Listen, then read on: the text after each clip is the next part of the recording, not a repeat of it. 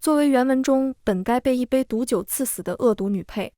剧情结束那天，我正扯着女主的袖子，忙着可汗大点兵。我想要你手下的那个副将，对，8块腹肌的那个。暗卫也行，就腿长腰细的那个，我馋他好久了。我大点特点，通通笑纳。弹幕疯狂呐喊：姐，别点了，后面有个阴尸男鬼，快要猝死了。但凡你回头看看呢，这姐们一时发了狠，都忘记自己成亲有个夫君了。平日里清冷禁欲的程静白，在夜间仿佛变了个人一样，将我抵在妆台前。衣不如新，人不如故。夫人不妨试试为夫这柄旧剑，可还趁手。大家好，欢迎收看皮皮听书。你要和离？我话音刚落，2道质疑声同时响起。阿姐质疑我能理解，毕竟我在她心目中的形象一直是个窝囊的老实人。程静白嫌我成天叽叽喳喳，惹人心烦。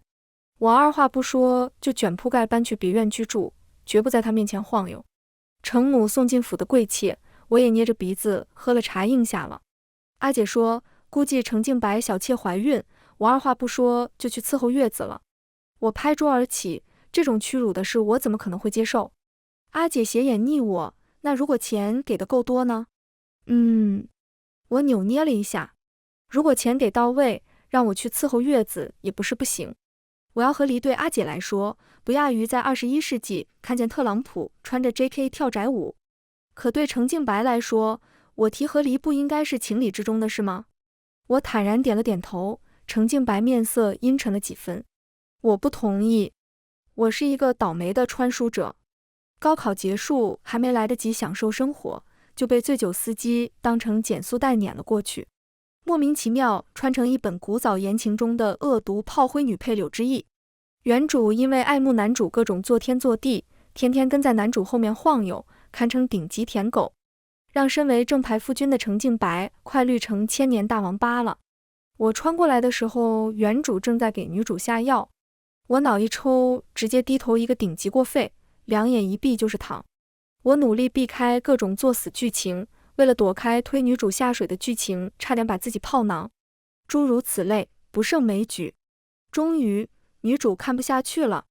柳之意可没有这么蠢，她将匕首抵在我脸上，漫不经心道：说，你到底是谁？原文中的女主是个心狠手辣的黑莲花，说一不二，雷厉风行。我毫不怀疑她会弄死我。我抹着眼泪，将事情的来龙去脉一箩筐倒了出来，连我小时候敲掉隔壁小胖子门牙的事都说了出来。女主不愧是女主，在我乱得跟老太太棉线裤一样冗长又混乱的叙述下，她精准捕捉到重点。意思是你知道所有剧情。她若有所思望着我，所以有没有一种可能走完剧情你就能回去？虽然不清楚，但好歹死马当活马医了。别人穿书要么金手指，要么系统，我烂命一条就是干。我紧抱女主大腿，她直拿我打啊。她要是慈禧，我就是李莲英。顺利苟到大结局后，我并没有成功穿回去，反而眼前出现了密密麻麻的弹幕。男女主的双强剧情结束了，终于到我喜欢的先婚后爱频道了。面冷心热的清冷太傅和热情开朗的快乐小狗什么的，最好磕了。和男主那种会哄不停的不一样，程静白这种小古板一看就不会哄，但只要听见哭声就会慌乱停下来。弹幕的黄色发言看得我目瞪口呆。家里闹饥荒了，我和程静白都磕得起来。我是男主的舔狗，程静白是女主的舔狗。我们的 CP 名该不会叫舔狗对对碰吧？程静白喜不喜欢我，我并不在乎，也没兴趣跟他玩什么先婚后爱。我姐是手握兵权的将军，姐夫是权倾朝野的摄政王。如果我想，皇帝我都能。皇帝不行，我头摇得跟拨浪鼓一样。小皇帝才7岁。总之，傻子才选程静白这个瓢，我当然是要弱水3000。我想不明白程静白为什么不同意和离。当初柳之意本想设计让女主名节尽毁，结果阴差阳错下变成自己和程静白躺一张床上。新婚夜，程静白说得很清楚，柳姑娘既已经嫁我，就该安分守己，莫要做让我为难之事。作为赔偿，田产铺子、嫡妻尊荣我都可以给你。我当时看到这的时候还感慨，深情男二不愧是深情男二。为了避免作妖的恶毒女配不去打扰女主幸福，居然能付出这么多。我不是柳之意，自然也不会因为这些事去跟程敬白吵。有钱有权，不用生孩子，老公还不回家，上哪找这么好的事？我悄悄去了一眼身侧面色阴沉的程敬白，他看向阿姐的神色晦暗不明。我顿时恍然大悟，原来他是怕我对摄政王贼心不死，毁了阿姐安稳的幸福。我当即拍着胸脯保证，虽然我深爱摄政王，但你放心，我这人是个很传统的人。嫁给你的时候不会红杏出墙让你做绿毛王八，和离后我也不会去打扰人家的幸福，我只会在心里默默怀念他。我话音刚落，周围一片死寂。啃着果子在一旁看热闹的摄政王当即瞪大眼睛，手里的苹果咕噜噜滚到我脚下。他破防了。柳之意，你怎么能平白污人清白？我是你姐夫。他双手合十，一脸乞求看着我，像是彻底没招了。8块腹肌的副将和腿长腰细的暗卫是吧？给你都给你，我腿短腰粗，除了一颗爱你姐的心，别的什么都没有，你别惦记我了。程敬白出声提醒，殿下，微臣还在呢。摄政王恨铁不成钢，看着程敬白，身为男人你就这点度量，你要知道这些男人都是客栈，只有你是家。程敬白冷笑，那作为报答，微臣也给王妃送几个年轻力壮的少年。摄政王瞬间变了一副嘴脸，那不行，阿姐嫌丢脸，直接捂脸离开。我无法理解原主为什么会为了这么一个除了脸只剩抽象的男人癫狂成这样。他浑身上下哪有半点配得上我聪慧美丽的姐姐？男主动作很快，没几天就把人打包给我送了过来。刚出门，看见城府门口2道亮丽的风景线，嘴角差点咧到太阳穴。女配、副将偶尔暗卫，男主偶尔。男主这人太仁义了，一次送2，感谢姐姐姐夫的馈赠。小孩子才做选择，成年人当然是全都要。跪求一个女主同款姐姐。为什么我姐姐是男的，还小我几岁？那特么是弟弟。实不相瞒，我馋李副将的胸肌好久了。当初去演武场找我阿姐，李副将极具冲击力的胸肌给了我极大的震撼，感觉埋他胸肌里窒息都算安乐死。他富有且慷慨，甚至愿意让我摸一下。可惜我还没来得及摸，就被程敬白拽走了。李副将的胸肌就像钓鱼佬放跑的鱼，在记忆的美化下越来越大。看见我来，坐在台阶上的李副将起身拍了拍屁股上的土。既然二小姐你回来了，那我就先回军营了。那你干嘛？领鸡蛋吗？他憨批挠头，不知道啊。王爷让我来我就来了。在李副将离开前，我怀着莫名的希冀又提出了那个愿望，而他依旧富有且慷慨地拍了拍胸脯。摸吧。激动的心，颤抖的手，然后一只带着凉意的手攥住我手腕。程敬白的脸比演武场那条大黑狗还要黑几分，意识到不对的李副将脚底抹油溜了。靠着石狮子看戏的暗卫没一会也离开了，现场只剩下一个脸比锅底还黑的程敬白。有没有人管一下程敬白？他好像有点死了。笑死了，男主为了讨好小姨子，一点也不管好兄弟的死活。男配白瞎了这张脸，他要是有男主一半骚，还有副将暗卫什么事？程敬白虽然性子闷了点，但脸是真的没话说，姿容潋滟，狼艳独绝。不用配菜，光看着他的脸我都能吃3大碗饭。但你要说让程敬白跟男主一样带着珍珠腰链主动去勾引女主，他第2天就得叫嚣着有辱斯文，自挂东南枝。想到这，我莫名痴痴笑了起来。而程敬白的脸也是不出意外的更黑了。程家3朝元老，世代簪缨，程敬白又作为太傅，前途一片光明，贸然和离确实会影响他在官场上的名声。但阿姐不在乎，她只让我认真想一下，若真想和离，她有的是力气和手段帮我。我依旧每天雷打不动去演武场蹲李副将，几天下来腹肌没摸到，倒是传来李副将升官，不日将去禹州上任的消息。离开那天，李副将拍着我的肩膀，感激之情溢于言表。多谢二小姐，若不是程太傅举荐，在下的志向恐怕难以实现。程敬白，他有病吧？身后传来程敬白淡漠的声音，知意同本官成亲已久，李将军在称呼内子二小姐似有不妥。程大人表面云淡风轻，内心在疯狂呐喊：我老婆，我老婆！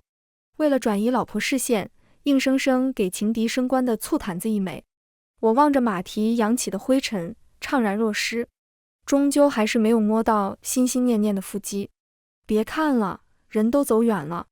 我恶狠狠盯着始作俑者。你是不是有病？程敬白眉头轻蹙，嗓音被懒而沙哑。柳之意，你成亲了。所以呢？你碰都不让碰，还不许我看别的人了？在这个时代，男子3妻4妾正常。我过门没多久，程母就送了2个贵妾上门让我认下。他程敬白如花美眷在侧，我连看别人一眼都成了罪过。我愤怒了。你怎么这么自私？气氛凝滞了几秒，程敬白垂眸看我，面上恍然大悟。原来你要和离真的是因为我不让你碰。等等，你这个真的是什么意思？这几天程敬白非常不对劲，他这几天出现在我面前的频率有些太高了。高就高吧。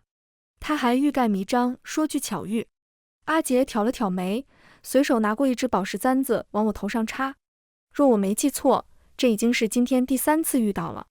阿姐看着顶的一头违章建筑，盯着镜子傻笑的我欲言又止。哑巴喜欢上木头，自求多福吧。阿姐送我回来的时候已经天黑了，我刚进屋就看见程敬白窝在榻上看书，墨发倾斜而下，衬托的领口漫出的大片肌肤更加雪白。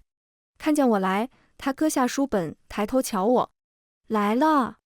我搓了搓有些发凉的手，随口问道：你穿这么少干嘛？程敬白沉默良久。热。我走过去，贴心把窗子打开了点。夜风从窗户钻了进来，冷得程敬白打了个哆嗦，他又默默把窗户关上。我纳闷道：你不是热吗？程敬白。他别过头不理我。我憨批挠头，想不明白他又别扭个什么劲。弹幕被我气笑了。我算是知道什么叫媚眼抛给瞎子看了。毫不夸张地说，程敬白死了好几天，女配只会指着尸斑，真心实意夸赞一句：你纹身真帅。第2日，程敬白又来了。月色皎洁，灯影绰约。程敬白正在慢条斯理解着衣裳，灯影下，他裸露在外的肌肤泛着莹润的光。而我绝望闭上双眼。我不管你是哪路的妖魔鬼怪，赶紧从程敬白身上下去。烛火下，程敬白那张俊脸艳丽到过分，他向前走了2步，阴哑的声音带着莫名的蛊惑。我这样你不喜欢吗？我紧闭双眼，裹着被子缩在床角瑟瑟发抖。中元节刚过，你别吓我。一向端正守礼的程敬白突然这样，除了鬼上身我想不到别的理由。眼睛闭上，脑海中依旧能浮现弹幕的内容。程敬白的反常同样震撼到弹幕。我勒个口嗨姐，遇上真是哥啊！弹幕锐评，有一种突然发现暗恋的高冷男神是会所头牌的荒谬感。但真别说，程敬白看着瘦弱，实则该有料的地方一点也不赖。死丫头吃的是真好啊！我根本就没有吃到好吗？终究是色心战胜了恐惧。我眼睛悄悄睁开一条缝，该白的地方很白，该粉的地方也很粉。眼神又往下瞟了瞟，该大的地方也不小。好看吗？我别过有些发烫的脸颊，莫名吞了吞口水。好吧。什么手控、声控、脸控、腹肌控？我承认，我就是纯色。慷慨的男妈妈我爱，白皙薄肌的男菩萨我也爱。我做作用手捂住眼睛，但指缝宽的跟德雷克海峡一样。昏暗中，程敬白衣襟半敞，他俯身将我抵在墙角，带着我的手往自己胸前摸。上次跟异性的亲密接触还是高中跟后桌掰手腕，我一安分守己的老实人哪里见过这场面，当即瞪大狗眼。昏暗的烛火隔着层层帷幔落了进来，忽明忽暗。我手指不自觉划过程敬白精致的锁骨，而他始终温柔注视着我，任由我笨拙地在他身上留下一道道红痕。手指摸过滚动的喉结时，没忍住按了一下。他当即闷哼出声：“喉结这个地方妙啊，按一下，要么世界上少一个人，要么世界上多一个人。”程静白怎么不说话了？别是给小程静白按起立了吧？话糙理不糙，但你这也太糙了点吧？我讪讪收回爪子，抱歉。之意，程静白把我的手握进掌心里，温声道：“我是你夫君，你对我做什么都是应该的，不用说抱歉。”我愣了愣，顺着他的话继续追问：“什么都可以吗？”他点了点头：“什么都可以。”程静白今天不对劲，他不会是把离骚倒着背了吧？弹幕有一句话说对了，我纯口嗨，真要真刀实枪干起来，我比谁都怕。被我拒绝后，程静白可能感到难堪，好几日都没有在我面前晃悠了。我在心里暗暗松了一口气。程静白不在我面前晃悠，可我却频繁梦见他。清冷禁欲的程静白在夜间仿佛变了个人一样，将我抵在妆台前，牵引着我的手往自己衣襟里探。为夫邀也好，夫人不妨试试。帷幔重重，被翻红浪，罗幕轻寒夜正春。情至深处，程静白抚在我耳边轻笑：“衣不如新，人不如故。”看来为夫这把就见夫人用得很顺手。醒来后，我盯着头顶的镂空雕花，怅然若失。梦里的程静白骚得可怕，因为梦的原因，我开始躲着程静白。奇怪的是，程静白看见我脸上瞬间红了透。我盯着他落荒而逃的背影，有些莫名其妙。我摇了摇头，将脑海里那些少儿不宜的画面甩出去。看来得赶紧和离了。程静白这几天忙得脚不沾地，我想找他都没地方找。心中有事，我惆怅的饭都吃不好。秋实盯着只喝了一碗山药粥的我皱了皱眉，是这几日的饭菜不合胃口吗？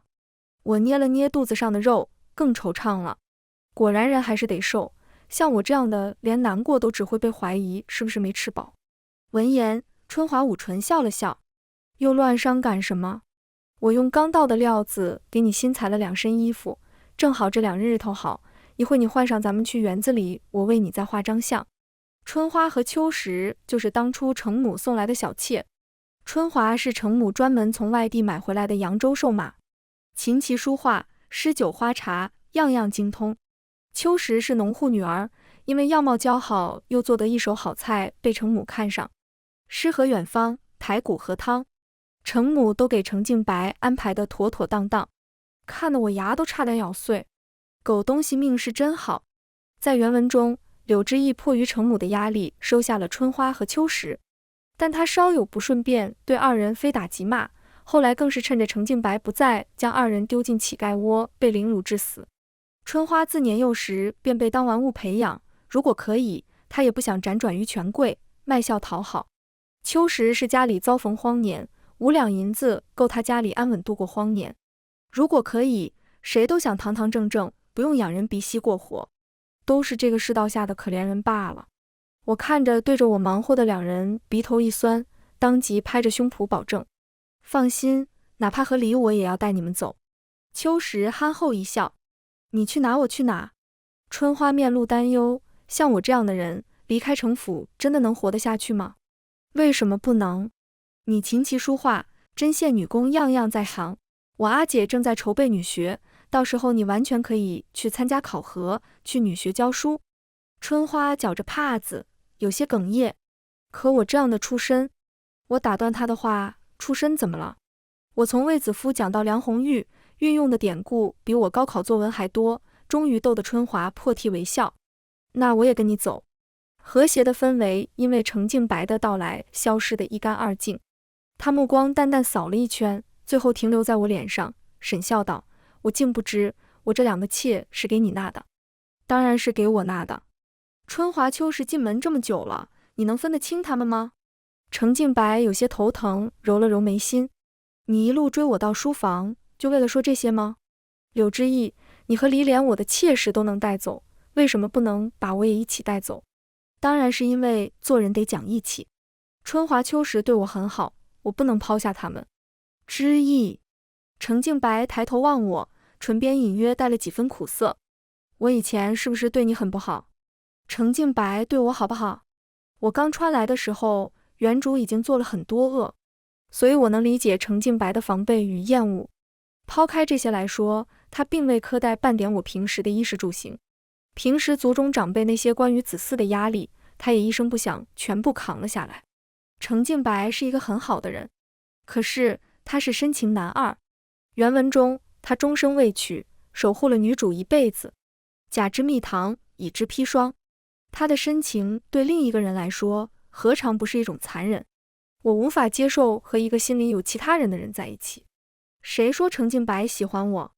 我捏着腰间香囊闷声道，可是按照原著来说，你还会被我一杯毒酒毒死呢，现在还不是活得好好的。阿姐捏了捏我的脸，无奈叹了口气，我的傻妹妹哟，有些事问问你自己的心就能知道答案。是的，原文的结局虽然大差不差，但我改变了春华秋实的结局，我也并没有死。那如果这样，是不是程静白？烦死了！我扯过被子，把自己裹成春卷。不想了。阿姐强忍笑意，把我从被窝里薅了出来。你是不是担心自己一个异世之人，迟早要回去？我点了点头。我不知道自己为什么会到这里，也不知道自己会因为什么样的机缘又回到原先的世界。倘若我真的回不去，留在这里，程静白变心了怎么办？我看过好多追妻火葬场的文都是这么写的。阿姐乐得东倒西歪，等笑够了，她才揉了揉我的脑袋。别担心，你要相信，阿姐永远有为你兜底的能力。我在王府这些日子，程静白不着急，男主倒是急得不行了。他抱着枕头可怜兮兮看着阿姐，发现没用后又诡异盯着我笑。你要不要睡我俩中间？我摆手拒绝。姐夫瞧你说的，我哪里是那么不懂事的人？你睡客房就好。男主，我和男主互相看不顺眼。我总觉得你在挑衅我。我不明所以挠了挠头。我干了什么？他呼吸。我一来二去间，还真被他逮到机会，以自丑为理由，把我连人带铺盖打包进皇宫去给小皇帝陪读。宣旨的公公翘着兰花指，极尽谄媚。程夫人，这可是上上荣宠，上上荣宠啊！他的脸诡异的和我记忆中的一个故人重合了。嘴跑在脑子前面，我接圣旨的时候顺嘴接了句多谢皇公公。程静白轻咳提醒我，公公姓王。我安静站在我身旁的程静白心虚摸了摸鼻子。好吗？躲了这么长时间，看来以后得朝夕相见了。进宫那天，秋实扯着我的袖子，死活要跟我一起进宫。他哭得梨花带雨。你这一进宫，我们不知道什么时候才能再见，要不你把我也带走吧。程静白听得一个头两个大。他是去陪读，不是去侍君。晚上就回来。春华不语，只是往我包裹里塞了一本又一本画本，带插图的那种。我默默朝他竖了个大拇指。好姐妹，靠谱。陪读这段时间让我梦回高中。高中语文老师是个乐呵呵的小老头，拉长的语调跟安眠曲一样。程静白手持书卷，耐心为小皇帝答疑解惑，像颗包装好看的安眠药。安眠药再好看，那也是安眠药。他一张嘴，我底层代码就动了。我曾经因为把温故而知新翻译成摸着死去故人的尸体，他就知道来世该怎么做人了，让语文老师在年级组丢进了颜面。所以当程静白张嘴就是知乎者也时，我底层代码一下就动了。眼皮的咬合力堪比成年鳄鱼。程静白无奈叹了口气，我讲课就这么无聊吗？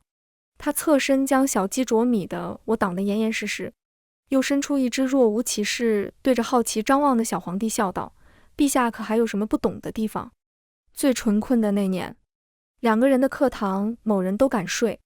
我太懂女配了，最纯困的那年，嘴里含着泡腾片都能睡着，边翻白眼边吐白沫，差点给班主任吓得高血压都犯了。家人们还有谁记得程静白是以严厉著称的帝师？这波是我定制的师生文。小说里科科也就算了，现实中要是有学生跟我告白，我得当场把鼻涕甩他脸上。混蛋，不要挑战我和教师资格证之间的羁绊啊！我一下就清醒了。我从前对程敬白的了解都来自于原著，他是温润如玉、清冷自持的深情男二。可真正接触下来，我才发现他真的是严师。我是个跟狗都能唠2句的话痨，从小就是孩子王。小皇帝看见我就像昏君遇见他命中注定的奸臣。程敬白前脚刚出门，我就掏出纸鸢开始动员他。他抿了抿唇，朕只放半个时辰，半个时辰应该没问题。玩够后，我和小皇帝踩着西洋卡点赶回书房，却见程敬白负手而立，戒尺规律而有节奏敲着掌心，戒尺狠狠落在小皇帝的掌心，疼得他眼泪当场落了下来。眼看戒尺又要落下来，我猛地冲过去攥住程敬白的手腕。我自知理亏，将小皇帝护在身后，语气软了几分。他才7岁，贪玩是天性，如今也知道错了，要不就算了吧。程敬白垂眸凝视着我，他是天子，自当以黎民社稷为己任，现在这般贪玩以后可还得了？他目光落在被我握住的手腕上，冷笑道：还有你，真要惯出个亡国之君才甘心吗？放一会纸鸢不会让他荒废课业，也不会让他成为亡国之君，更不会让这个国家灭亡。我反手夺过他手中戒尺，狠狠抽在紫檀案上，震得桌上纸张纷飞如雪。非得像你变得像你一样古板无趣、冷漠无情，才是你心目中的帝王吗？我牵起小皇帝的手，迎着他担忧的目光笑了笑。今日之错在我，程太傅要打要罚都冲着我来。说完，我牵着小皇帝的手头也不会离开了。太医帮小皇帝上完药以后，小皇帝脸上挂着泪珠，紧紧拽着我的袖子。太傅和皇叔他们以后会不会不喜欢我？会不会不要我？不会的。我叹了口气，细心替他掖好被角。傻瓜，又不是只有优秀才值得被爱。我以前开学作业写不完的时候，我妈、我娘也会帮我一起写。爱你的人不会因为你功课写不完不爱你，不喜欢你的人也不会因为你优秀就喜欢上你。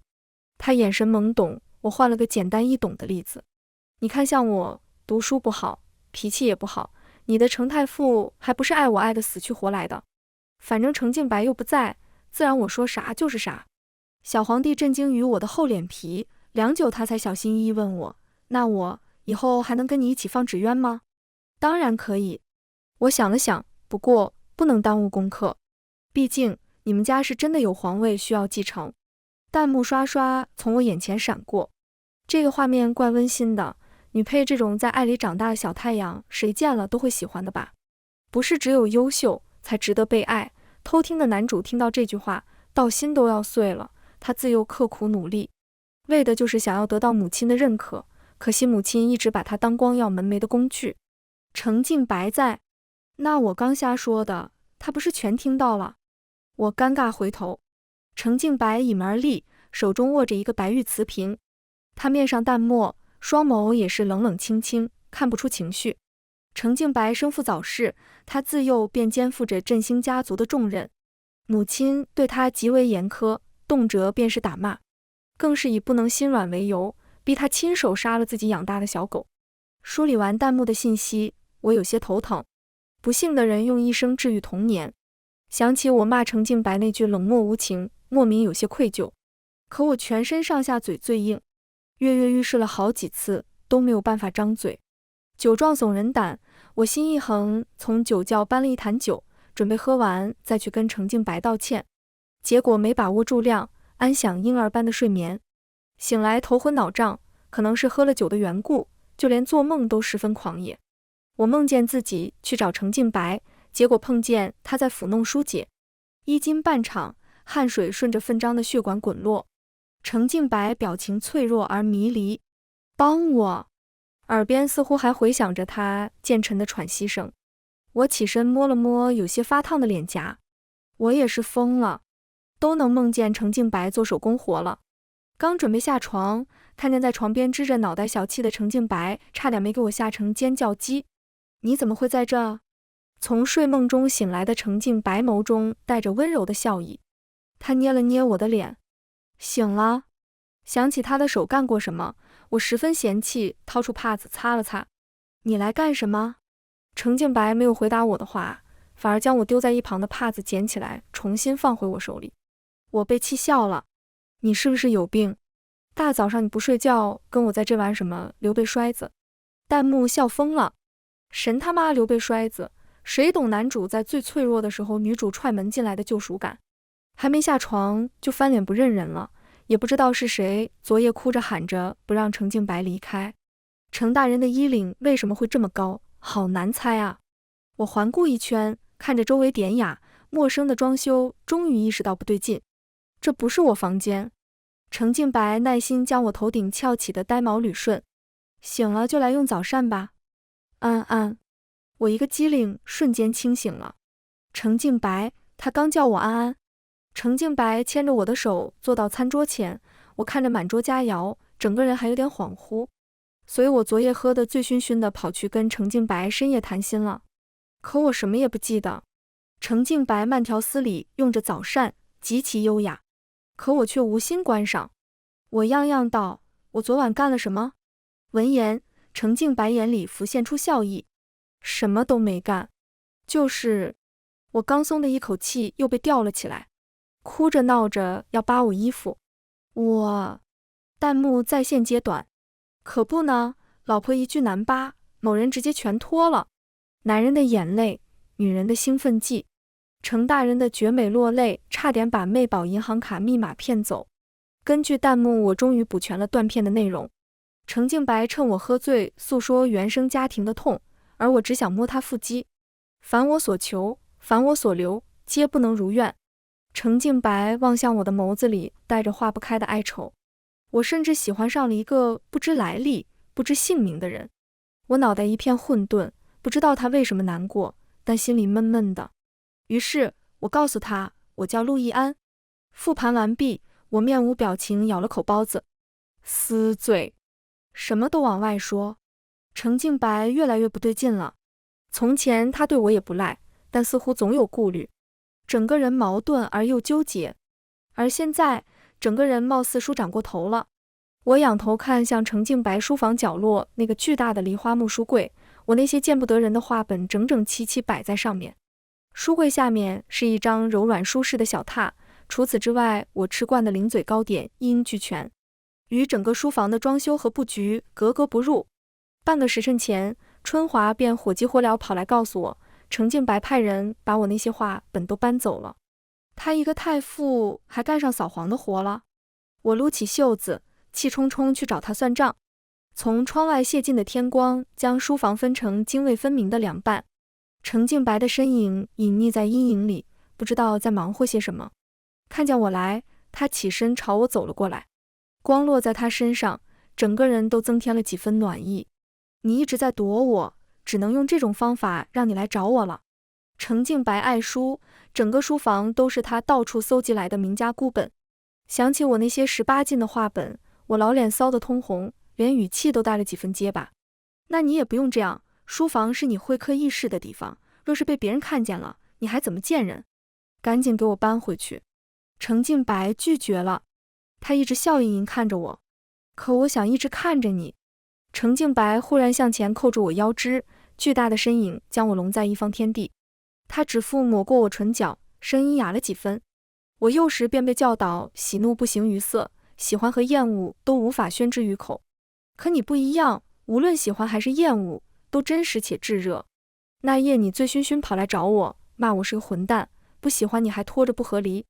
他手指小心翼翼碰上我的手，逐渐十指相扣。姐妹小心点，你老公好像有点喜欢你。说点我们不知道的。我脑袋有点木。那你现在说这些事？程静白鼻尖在我手腕内侧蹭了蹭，有点痒。投我以木瓜，抱我以琼琚。我想，我喜欢你总得让你知道。窗外暮色沉沉压了下来，我怔怔望着他微红的耳尖。我知道我性子沉闷，不讨人喜欢，但……他仰头看向书架，面上带了几分羞赧。无论是往身上写字，还是……他的脸更红了。只要是你喜欢的，我都愿意去学。我恼羞成怒，去捂他的嘴。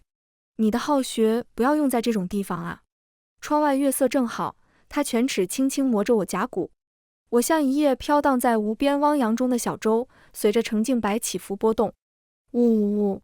弹幕骗我，什么不哄但会停？程敬白这狗东西不哄就算了，还故意停下等着我求他。但弹幕不知道，中国人唯一不敢看的只有火车站的摩的，开着车门的运钞车，还有讲台上英语老师的 Who can try？ 天杀的，我都成年了，为什么不让我看？就这么对待你们尊贵的会员？全文完，皮皮听书，感谢您的观看，我们下个故事再见。